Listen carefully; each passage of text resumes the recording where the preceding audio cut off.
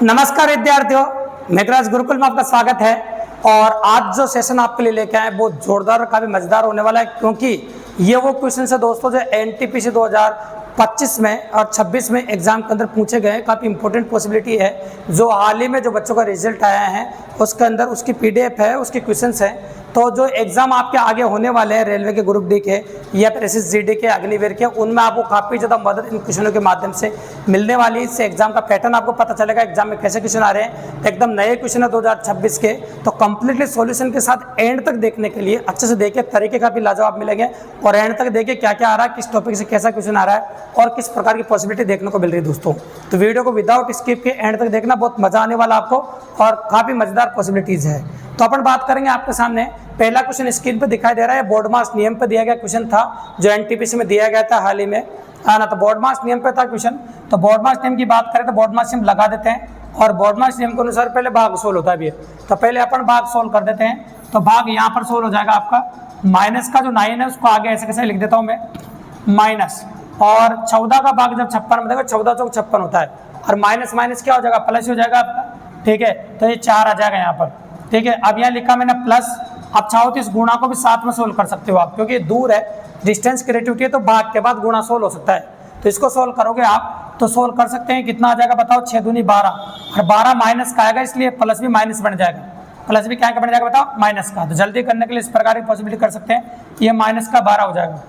ठीक है, अब नोटिस करो, ये माइनस का 12 है आपका, ये माइनस का 4 है और ये माइनस का 9 है। तो तीनों माइनस के जुड़ जाएंगे, कोई दिक्कत की बात नहीं है। तो 12 और 4 कितना होगा, 16, और 16 और 9 कितना हो जाएगा आपको, देखो सॉरी यहाँ पर 6 दूनी 12 हो गया आपका, 14 चौक 56 लिखा अपन ने, माइनस 9 ही था भैया वहाँ पर, है ना, संख्या जो दी गई थी आपकी। अब इसको जोड़ कर देखिए आप कितनी संख्या हो रही, हाँ 16 और 9 कितना हो गया, 25, मतलब माइनस का 25 आ रहा है। कितना आ रहा है बताओ, माइनस का 25। और ये आंसर एग्जाम के अंदर दिया गया था दोस्तों। तो ये था आपका क्वेश्चन नंबर फर्स्ट जो एनटीपीसी में पूछा गया था। मैं फिर कह रहा हूँ एसएसजीडी का जो एग्जाम होगा आगे उसमें बहुत ज्यादा काम आएगा, और आगे जो रेलवे ग्रुप डी के एग्जाम्स होंगे उनमें भी काफी ज्यादा काम आएगा, इसलिए वीडियो एंड तक वॉच कीजिएगा आप। तो ये हो गया क्वेश्चन नंबर फर्स्ट। ऐसे और भी क्वेश्चन थे। अगला क्वेश्चन देखिए आप, अगला क्वेश्चन क्या कहता है आपका। तो अगला जो क्वेश्चन है आपका, अगर आप नोटिस करो तो ये प्रतिशत टॉपिक से है। और क्या दिया गया था देखो सुनो, एक गाँव की जनसंख्या 2,90,000 थी। पहले वर्ष में इसमें 15% की वृद्धि हुई और दूसरे वर्ष में 20% की वृद्धि हुई। तो 2 वर्ष बाद गांव की जनसंख्या बताई। तो 2 वर्ष बाद गांव की जनसंख्या पूछी थी आपसे, 2 वर्ष बाद जनसंख्या आपसे पूछा गया था कि 2 वर्ष बाद गांव की जनसंख्या कितनी थी। तो आपको 2 वर्ष बाद जनसंख्या निकालो, चाहे पहले की निकालो, हम भविष्यकाल की निकाल रहे हैं। तो पहले की निकालो चाहे बाद की निकालो, जनसंख्या वर्तमान जनसंख्या से निकलती है भी। तो गाँव की वर्तमान जनसंख्या 2,90,000 थी भी। कितनी थी, 2,90,000। पहले साल जनसंख्या में कितनी वृद्धि है, 15% की। तो वृद्धि हो तो 100 में जोड़ के लिखो 115%। 115% का मतलब 115/100। दूसरे साल 20% की वृद्धि हुई तो आपने लिखा 120/100, ये लिख दिया आपने। बस आपको कैलकुलेशन करनी सिर्फ, और कैलकुलेशन आप कर सकते हैं, कोई बड़ी बात नहीं। ये आपको दिखाई दे रहा है टोटल कितने जीरो है, 4 जीरो। तो आपने 4 जीरो खत्म कर दिए। अब 4 जीरो खत्म करने के बाद बस गुणा करना बाकी रह गया, और अगर आप गुणा कर देते तो आंसर हो जाएगा आपको। ठीक है, तो बस गुणा करेंगे संख्याओं को, और गुणा करने के बाद वेरिएशन बन जाएगा आपको। देखो तो ये जीरो मैंने ऐसे कैसे लिख दिया, और 12 का पहाड़ा बोलो, 12 पंजे 60, हासिल कितना हो जाएगा 6, 12 एकम 12, और 6 कितना होगा आपका 18, हासिल 1, 12 एकम 12, ये 13, ये हो 13,800। इसको अभी 29 से भी गुणा करना भी, है ना। तो 13,800 जो है उसको 29 से गुणा करना है। तो पीछे 2 जीरो तो आएंगे से आपके ऐसे, है ना। अब आप गुणा कर सकते हैं जब 9 8 72। देखो एक कॉमन बात नोटिस कर सकते हैं, जैसे आप 9 को 8 से गुणा करेंगे तो 72 बनेगा, और 72 में क्या बनेगा 2, और 2 बनते हैं। आपको ऑप्शन देख लिया करो, साथ के साथ ज्यादा कैलकुलेशन करने की जरूरत नहीं पड़ती है। बच्चे यहाँ पर गलती क्या करते हैं, जब कोई भी बड़ा एग्जाम देने जाते हैं ना, तो पूरी संख्या गुणा करते हैं या अपने 8-10 सेकंड ज्यादा लगा देते थोड़ा सा। तो ऐसी गलती बिल्कुल भी ना करें, पेपर में आपको कम से कम समय बचाना है, क्योंकि वहां पर आपको दिमाग में काफी शार्पनेस रखनी है। और आप नोटिस कर सकते हैं यहाँ पर, अगर गौर से देखो तो 9 8 72 गुणा करते हैं, यहाँ पर इकाई अंक 2 आ रहा है। तो जिस भी ऑप्शन में पीछे 200 होना उसी को लगा दो, आगे कैलकुलेशन करने की जरूरत ही नहीं। फालतू बच्चे टाइम बर्बाद करते हैं गुणा करके। तो इसमें देखो पीछे 200 था, तो ये आंसर आपका 4,02,000। बिल्कुल सिंपल सी बात है। तो इस प्रकार से आप कर सकते थे। ये क्वेश्चन प्रतिशत में जनसंख्या आधारित प्रश्नों से दिया गया था भाई। ये क्वेश्चन नंबर 2 था आपका, बिल्कुल सिंपल और काफी आसानी से अपन ने किया। अब आ जाओ क्वेश्चन नंबर 3 पे। क्वेश्चन नंबर 3 जो था आपका वो साधारण ब्याज पे था।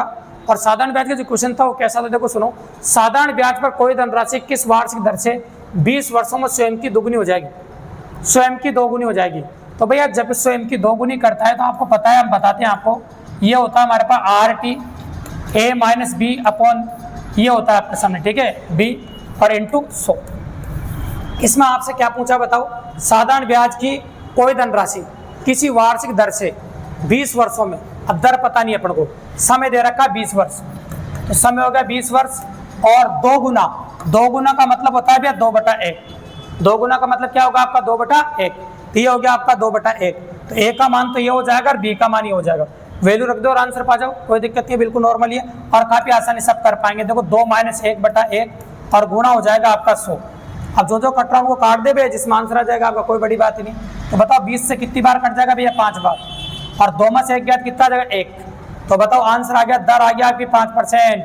तो बिल्कुल सिंपल है, ये क्वेश्चन बताते हैं अपन टाइप नंबर 4 के अंदर, तो काफी इजीली और काफी आसानी से आपका आंसर हो जाएगा 5%, जो एग्जाम ने भी दिया था, बिल्कुल सिंपल, जिस बच्चे का भी था ये, वहां से अपन ने स्क्रीनशॉट लिया है, ठीक है। तो बिल्कुल सिंपल और काफी इजीली अप्रोच कर पा रहे हैं अपन। ये हो गया क्वेश्चन नंबर आपका। नेक्स्ट क्वेश्चन था जो अगला क्वेश्चन कौन से टॉपिक से देखते हैं अपन, गैर से देखिए। अगला क्वेश्चन भी बिल्कुल सिंपल है, सिंप्लीफिकेशन पे क्वेश्चन है, कोई बड़ी बात नहीं, बस आपको वर्गमूल निकालना था इसमें, और वर्गमूल जैसे निकालते हैं आपका आंसर हो जाता। तो आपको इसका वर्गमूल निकालना था और इसको अनुमान विधि से वर्गमूल निकालना था आपको। तो दाएंकांक तो हटा जाता, आपका दाएंकांक हट जाता। इससे छोटी वर्ग संख्या देखते हैं आप, तो ये होते हैं 5 का 25 होता है, तो आगे तो 5 आएगा, कंफर्म है, आगे तो क्या आएगा 5। अब देखिए 6 किसके पीछे आता है, एक तो 4 के पीछे और एक 6 के पीछे, अनुमान विधि सोल्व कर रहे हैं।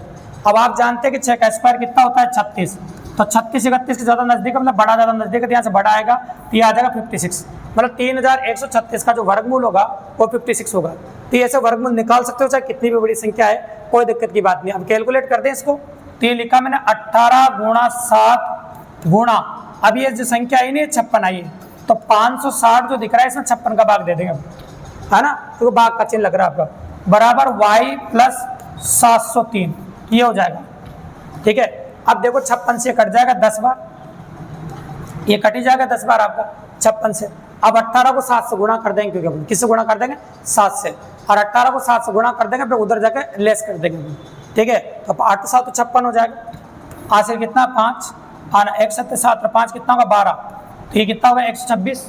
126 को 10 से गुणा कर दीजिए, 12 26 बराबर y + 703, ये 703 उधर जाएगा माइनस का हो जाएगा, मतलब 703 घटा दो उसमें से, y की वैल्यू आ जाएगी, तो 1260 में 703 घटा दीजिए आप, तो इधर घटाए कितना आ जाएगा 7 आ जाएगा, ये 5 आ जाएगा और ये 11 हो गया, 11 में 7 जाएगा, कितना बचेगा 5, तो एग्जैक्टली आंसर आ जाएगा 557, जो कि पहले ऑप्शन में आपको दे रखा था, बिल्कुल सिंपल और काफी इजीली।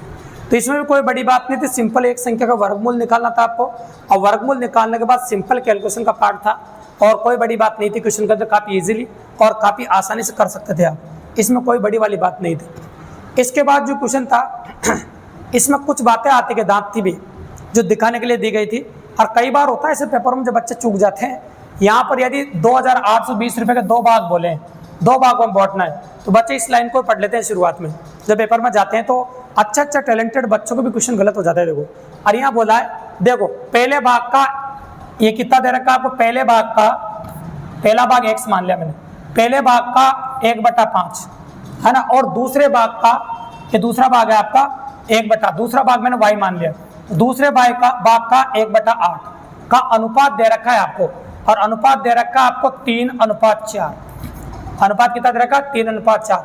तो पहले और दूसरे भाग में अनुपात बताइए, किस में अनुपात बताइए, पहले और दूसरे भाग में। तो कोई बड़ी बात नहीं भैया, ये वाला अनुपात इसके बराबर है और ये वाला इसके बराबर, तो वो जो संख्या दी ना, ये सिर्फ मजे लेने के लिए दी। कई बार ऐसी संख्या होती है जो मजे लेने के लिए दे दी जाती है, क्वेश्चन डायरेक्ट हो जाता है। तो आप कह सकते हैं x/5 बराबर 3, 5 को इधर गुणा कर दो, x की वैल्यू आ गई आपके 15, ठीक है। और यहाँ पर भी देखो y/8 बराबर 4, तो ये हो जाएगा y बराबर 32, तो आंसर हो जाएगा आपका 15:32। बिल्कुल सिंपल से, काफ़ी इजीली और काफ़ी आसानी से अप्रोच कर सकते थे। तो ऐसा कई बार होता है एग्जाम में, तो कुछ पॉसिबिलिटीज देता है जो बंटवारे जैसी देता है, लेकिन वैसा होता नहीं। तो ये हो गया आपका क्वेश्चन नंबर। नेक्स्ट अगला क्वेश्चन ज्योमेट्री से दिया गया क्वेश्चन था, संपूरक और पूरक से रिलेटेड क्वेश्चन था। कई लोग कहते हैं ना कि संपूरक पूरक इजी टॉपिक है, यहाँ से अच्छा क्वेश्चन नहीं बन सकता है, कई बार वाले बनाते हैं पेपर वाले, जैसे इस पेपर वाले ने बनाए, देखो अभी बनाए लेटेस्ट, और क्या क्वेश्चन बनाए देखो, 2 संपूरक कोणों में से बड़ा कोण छोटे कोण से 32 अधिक। अब 2 संपूरक कोण बोल रहा है, मान लीजिए अगर एक समपूरक कोण को आप x मान लो तो दूसरा समपूरक कोण आपको 180 माइनस x मान लेते हैं। अब तुम्हें ये भी बता देते कि बहुत सारे बच्चे गलती क्या करते हैं, यहाँ पर गलती ये करते हैं एक संपूरक कोण को x मानते हैं दूसरे को y मान लेते हैं। अब दो अज्ञात राशि वाली समीकरण बन जाती है और दो अज्ञात राशि वाली जो समीकरण बन जाती है ना वो सोल्व नहीं हो पाती है। तो भैया आप जानते हैं कि एक संपूरक कोण जो होता है दो संपूरक कोणों का योग कितना होता है 180 डिग्री, है ना। तो आप कहते हैं एक को अगर x मानोगे दूसरा 180 माइनस x अपना आप हो जाएगा। अब क्या बोला, दो संपूरक कोण ये बड़ा वाला होगा और ये क्या होगा छोटा वाला, तो इसमें से ये घटेगा तो माइनस में आएगा ही नहीं। तो क्या बोला, बड़ा कोण छोटे कोण से 32 अधिक। अगर बड़े कोण में से ये बड़ा कोण है इसमें से छोटा कोण घटा दो, बड़ा कोण में से छोटा कोण घटा दो तो कितना आ जाएगा बताओ, 32 आ जाएगा। ऐसा कह रहा है बड़ा कोण छोटे कोण का अंतर इतना है तो छोटे कोण का माप ज्ञात कीजिए। आपसे छोटा कोण पूछा है तो छोटा कोण x का मान आते आंसर आ जाएगा। छोटा कोण इसी को माना था अपन, तो x रेक्स कितना हो जाएगा आपका 2x। ठीक है, ये अभी पूरा लिख देता हूँ मैं, माइनस का 2x बराबर 32 इधर जाएगा माइनस का और 2x इधर जाएगा प्लस का हो जाएगा। तो ये हो जाएगा आपका 2x प्लस का और 32 घटाओ इसमें से। जैसे आप 32 घटाओगे तो कितना आ जाएगा, इधर देखो ये 10 कितना हो जाएगा 8 और ये बच जाएगा आपका 17 में 3 जाएगा कितना बचेगा 14, 148 हो जाएगा। ठीक है, अब 2 से काट दो इसको, 7 दूनी 14 और 4 दूनी 8, तो छोटा कोण आ जाएगा 74 डिग्री का भी। तो छोटा कोण होगा आपका 74 डिग्री का। और अगर बड़ा कोण आपसे पूछता तो 180 में से माइनस कर देते हैं, उसमें बड़ा कोण आ जाता है। बिल्कुल सिंपल ही बात है। तो संपूरक पूरक पहला ही टॉपिक होता है ज्योमेट्री में अपने, तो वहां से भी अच्छा क्वेश्चन पूछा और इंपॉर्टेंट पॉसिबिलिटी एनटीपीसी ने दिए भी है। तो आगे भी चांस बनते हैं, ऐसे जीडीआर अग्निवीर एक्स्ट्रा एग्जामों की तैयारी कर रहे हैं उनको इस वीडियो को कंप्लीटली देख लेना चाहिए भी है। बहुत फायदा होने वाला है, बहुत मजा आने वाला है आपको। ठीक है, और नेक्स्ट बात करते हैं अगला क्वेश्चन कैसा था। अगला क्वेश्चन ये था, भैया गौर से देखो, ये अर्धगोले का क्वेश्चन था। यदि किसी ठोस अर्धगोले का संपूर्ण पृष्ठ क्षेत्रफल 281 वर्ग सेंटीमीटर है तो इसकी त्रिज्या ज्ञात कीजिए। तो ठोस अर्धगोले का संपूर्ण पृष्ठ क्षेत्रफल कितना होता है, 3 पाई आर स्क्वायर होता है। कितना होता है, 3 पाई आर स्क्वायर। और ये दे रखा है आपको 281 वर्ग सेंटीमीटर, ये दे रखा है। अब आपसे पूछा है कि त्रिज्या ज्ञात कीजिए। तो भैया त्रिज्या वर्गमूल नहीं निकल रहा तो उस हिसाब से आ जाएगी। तो अपन करते हैं और मान रखते हैं यहाँ पर 3 गुणा 22/7 ये आर स्क्वायर और ये 281। अब करना क्या है, देखो कटने में तो कुछ भी नहीं कट रहा है, यहाँ कटने लायक संख्या तो एक भी नहीं है। तो भैया एक ही तरीका का गुणा करो आप। एक काम करो 7 को तो इससे गुणा कर दो और 22 × 66 को नीचे घुमा दो। ठीक है, यही काम कर सकते हैं अपन। ठीक है, तो आर स्क्वायर का मान हो जाएगा 7 गुणा 8 7 56 हासिल 5 7 दूनी 14 और 5 कितना होगा 19 और ये होगा 66। इसका वर्गमूल कर दो, त्रिज्या आ जाएगी। क्योंकि वर्गमूल तो अपन निकाल नहीं पा रहे और अपन ऑप्शन पर नजर भी मार दी। और एक बात याद रखना, पेपर में जो क्वेश्चन सॉल्व करते रहो ना आप, उसके साथ साथ आपकी आंखें गग्गू की तरफ ऑप्शन की तरफ चलना चाहिए।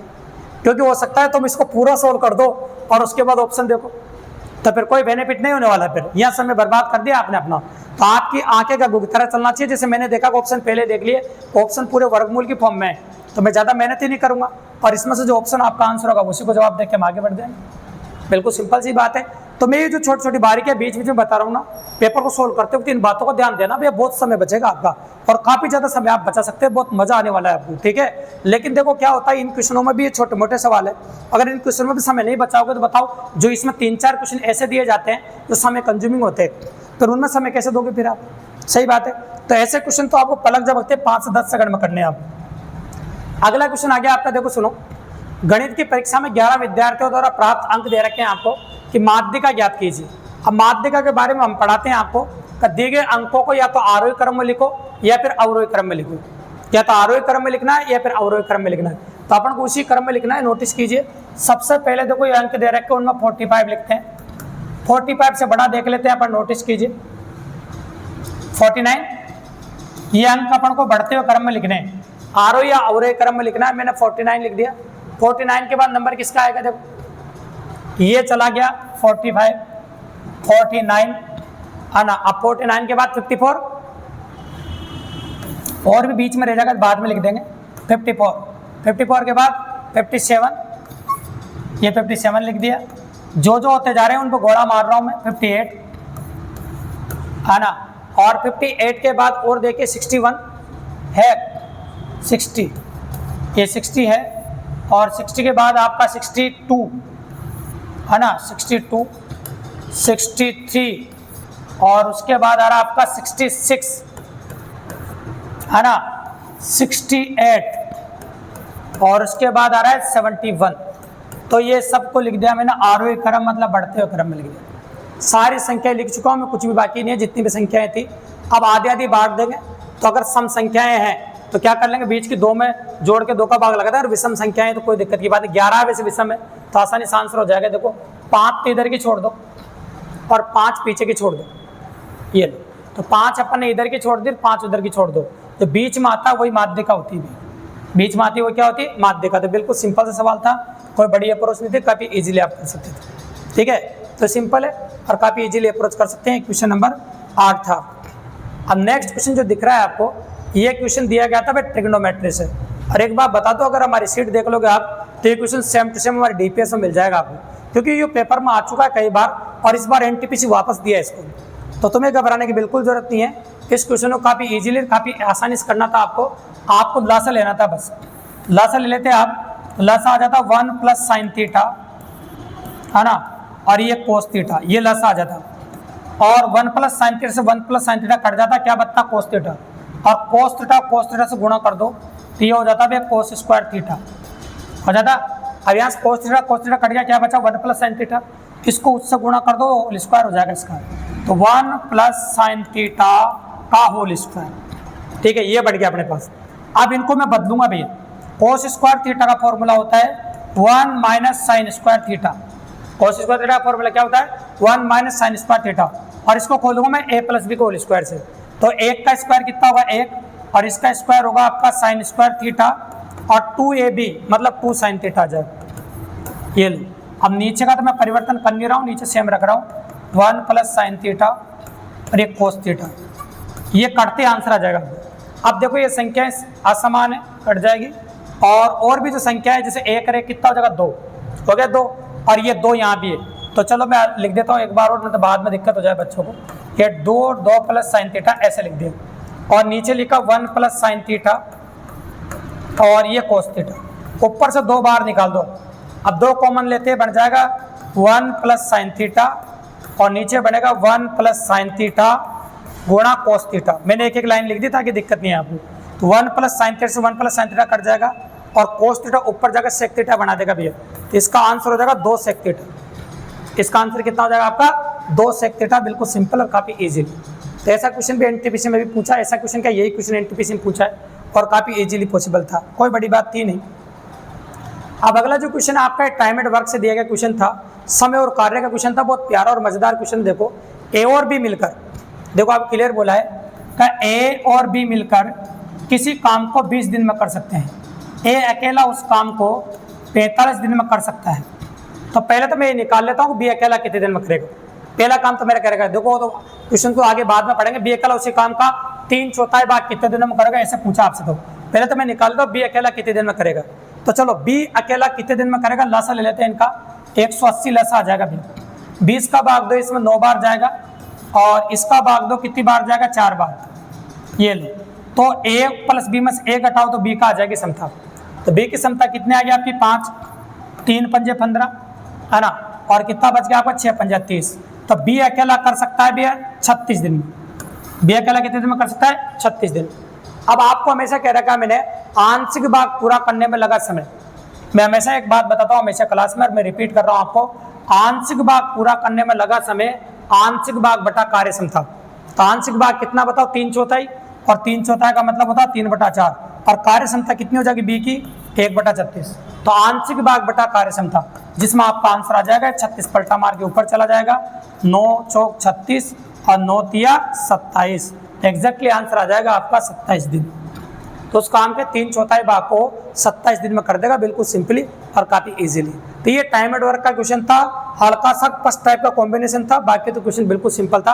और पहले टाइप साधारण प्रश्न के डबल कॉम्प्लीट करके क्वेश्चन दिया गया था, इजी सा क्वेश्चन था, ऐसी कोई बड़ी बात है नहीं। ये क्वेश्चन नंबर आपका नेक्स्ट हो गया था। अब अगला क्वेश्चन देखो, 3 संख्याओं का औसत 20 है। यदि 2 संख्याएं दे रखी है आपको 13 और 22, तो तीसरी संख्या ज्ञात कीजिए। तो भैया मान लीजिए पहली संख्या 13 दे रखी है इसने, दूसरी संख्या 22 दे रखी है, और तीसरी संख्या को आप x मान लीजिए, और उनका औसत आपको 20 दे रखा है। अगर औसत 20 दे रखा, 3 से गुणा कर दो तो योगफल कितना आ जाएगा, 60। योगफल कितना आ जाएगा, 60। को औसत को अगर आप जितनी संख्या उससे गुणा कर दो तो योगफल निकल के आ जाता है। तो 3 को 20 से गुणा कर दो तो ये हो जाएगा योगफल आपका 60। और आपसे क्या पूछा, तीसरी संख्या पूछिए, तो आ जाएगी तीसरी संख्या। तो जोड़ दो, ये कितना होगा 35, 35 उधर जाकर माइनस कर दो तो वो जो संख्या आ जाएगी वो कितनी आ जाएगी 25। बिल्कुल छोटा सा सवाल था, काफ़ी इजी था, तो आपका आंसर होगा 25। ठीक है, अब एक और क्वेश्चन देखते हैं, लास्ट क्वेश्चन है, वो भी देखो गौर से क्या हो रहा है क्या नहीं हो रहा, किसकी पॉसिबिलिटी क्या है। देखो इसको गौर से देखो, ये भी आपका प्रतिशत टॉपिक से प्रतिशत का कम ज़्यादा वाला सवाल था, इसमें कोई बड़ी बात थी नहीं, लेकिन देख लेते। देखो गिरीश ने एक परीक्षा में 768 अंक प्राप्त किए जो पूर्णांकों के 92% से 60 अंक कम थे। पूर्णांकों के 92%, माना पूर्णांक x है, पूर्णांक कितना x, तो x का 92% से कितना कम था 60 कम, x के 92% से 60 कम 768 के बराबर था। x के 92% से 60 कम 768 के बराबर था।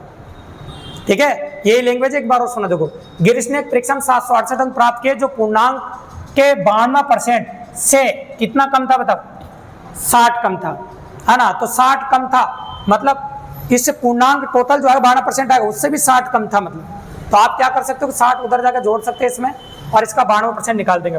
तो यहाँ से पूर्णांक आ जाएंगे। पहले हम पूर्णांक ही निकाल देते हैं, बाकी क्वेश्चन बाद में करेंगे। ठीक है, पहले कुल अंक निकाल देते हैं। ये उधर जाके प्लस का हो जाएगा आपका, और इसको क्या करेंगे x गुणा ये 92 बटा पढ़ना कर दिया 100, ये जोड़ दो उधर जाके कितना हो जाएगा आपका 8, आना 6 6 12 हासिल 1, ये 828।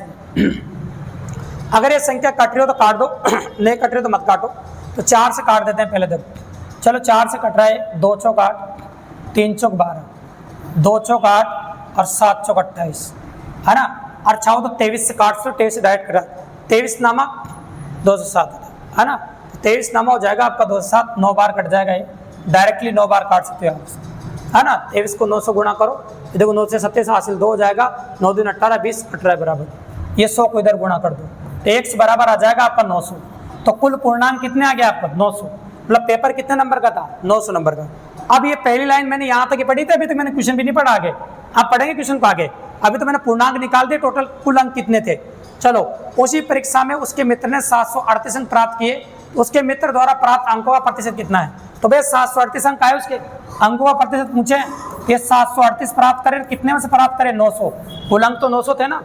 अब गुणा कितना हो जाएगा 100। अब अगली लाइन पढ़ने में उनको परेशान नहीं है, बिल्कुल सिंपली कर पा रहे हैं। पर चलो 2 0 से अपना 2 0 काट दी, और 9 8 कितना होता है आपका 72, है ना। और कितना 9 दूनी 18। तो बताओ उसके दोस्त ने कितना % अंक प्राप्त कर लिए, 82% अंक उसके दोस्त ने प्राप्त कर दिए भी है। तो ऐसे 2-2 टुकड़ों में क्वेश्चन देने लग गया आजकल। तो पहला टुकड़ा पढ़ लिया करो, उसको कैलकुलेट कर लिया करो, उसके बाद दूसरा टुकड़ा पढ़ा करो। और कई क्वेश्चन 3-3 टुकड़ों में आते हैं तो बच्चे देख के घबरा जाते हैं, यार क्वेश्चन काफी बड़ा आ गया। तो ऐसे क्वेश्चन को टुकड़ों में पढ़ा करो लैंग्वेज के साथ। अगर टुकड़ों में लैंग्वेज के साथ अगर क्वेश्चन को पढ़ेंगे तो बहुत मजा आएगा आपको, काफी बेनिफिशियल होगा, काफी अच्छा होगा, और एग्जाम में काफी आसानी से काफी इजीली अप्रोच कर पाएंगे मेरे दोस्तों। तो इस प्रकार के और भी क्वेश्चंस और भी पेपर्स के सॉल्यूशन या free of cost math reasoning पढ़ने के लिए दोस्तों चैनल को सब्सक्राइब करें, लाइक करें, शेयर करें, अपने और दोस्तों को बताओ, ताकि इसी प्रकार बेहतरीन क्लास हम रोजाना आपके लिए लेकर आते रहे दोस्तों। धन्यवाद।